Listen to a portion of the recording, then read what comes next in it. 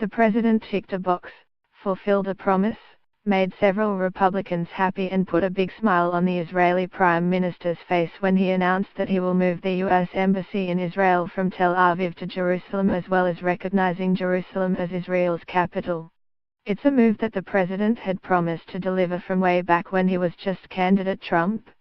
It's also something that many presidents have said they'd do but haven't, and it's largely supported by the Washington establishment.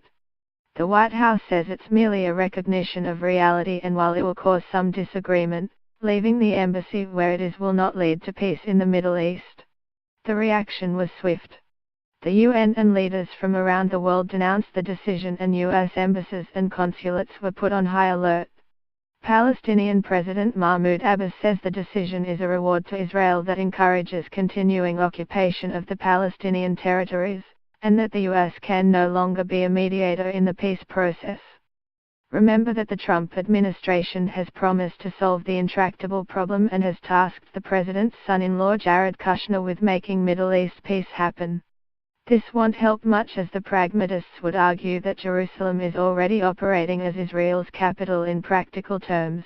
That's far from agreeable to the Palestinians, who will no longer accept America as an honest broker. More analysis on this here and here. As an aside, there was also this strange deterioration in the president's speech as he made the announcement. The White House says he merely had a dry throat. The attention on the international front overshadowed ongoing turmoil for the Trump administration at home. Namely, the old Russia chestnut.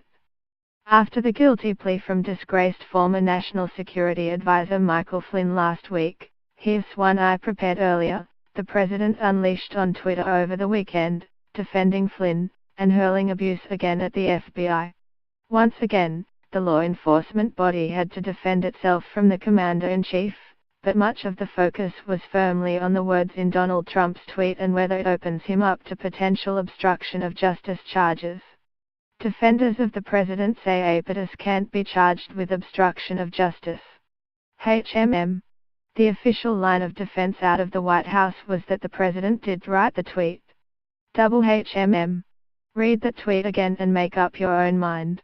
Meanwhile, here's your weekly installment of the NY Daily News front page. Mr. Flynn's behavior in the lead-up to Donald Trump taking office was questionable, to say the least.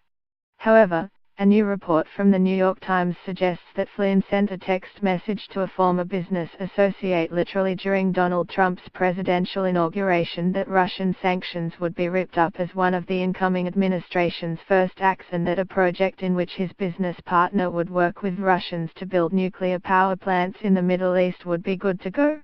A separate report, that Robert Mueller's investigation into Russian meddling in 2016 has expanded to include the president's personal finances at Deutsche Bank, has been denied by the White House.